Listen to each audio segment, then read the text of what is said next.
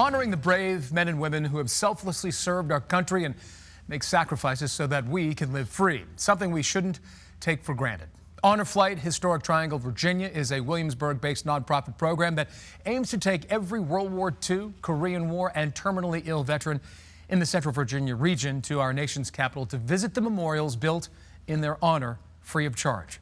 Penny Kerner, retired U.S. Army Reserve Colonel and World War II veteran Norbert Capecco, joins us this morning to share the details on Mission 16. Penny and Norbert, it's great to see you. Thanks so much for coming in. Thanks for having us. We appreciate it.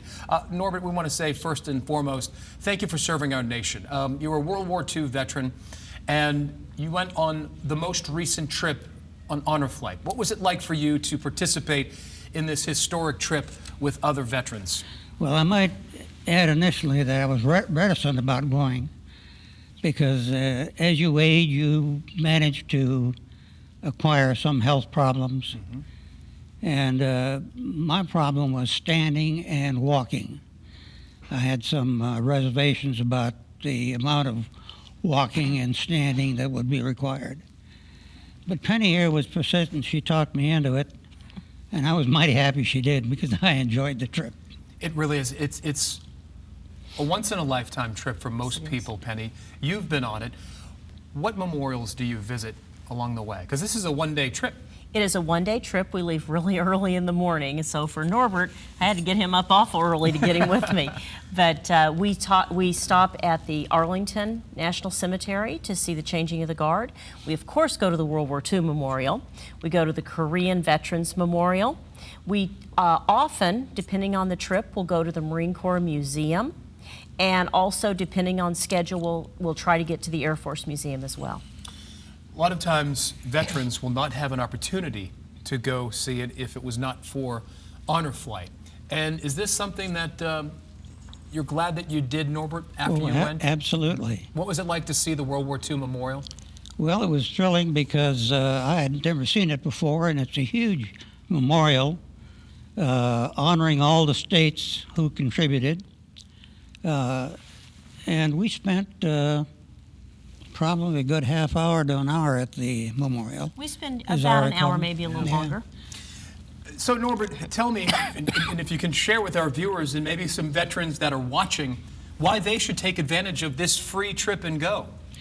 Well, like I say, if you have some health problems, I think you can forget those because Penny sees to it as a mother hen here for the group that you're well taken care of. We left the BFW post here in Mechanicsville, and it was thrilling to see the crowds wave us on. When we got to the District of Columbia, we were met by a motorcycle police escort, right, who stayed with us the entire day until we left again in the evening. Each veteran is given a companion for the trip. Or mother hen. Well, the mother hen is there too. I like to call it a guardian, thanks. but each veteran is actually assigned a companion who goes with them and takes care of them the entire day. If he needs a wheelchair, the companion pushes the wheelchair for him. It's a fantastic. Penny, tell me, why is it so important that we get these veterans up there? Well, sadly, we're losing the World War II and Korean War veterans, many by the day. And we have so many that have not had the opportunity to see their memorials that were erected specifically to honor them. So our program started in Ohio with a retired Air Force captain who works in one of the veterans facilities. He's a physician's assistant. And he met a World War II veteran and realized right after the memorial was completed, this veteran wasn't going to have an opportunity to go. So Earl Morris, our founder, has an experimental aircraft, and he and some of his friends took some of the World War II veterans in to see their memorial, and that's what started it. It's getting bigger and better every year. Yes, sir. We have had over 120,000 veterans that we have taken into Washington, D.C. so far, and that is not just specifically within Virginia, but that's across the United States. We have 130 hubs. That's a lot of veterans. Norbert, thank you so much. Penny, we really appreciate it. And Norbert, again, I salute you for your service. Thank you so much. Thank you.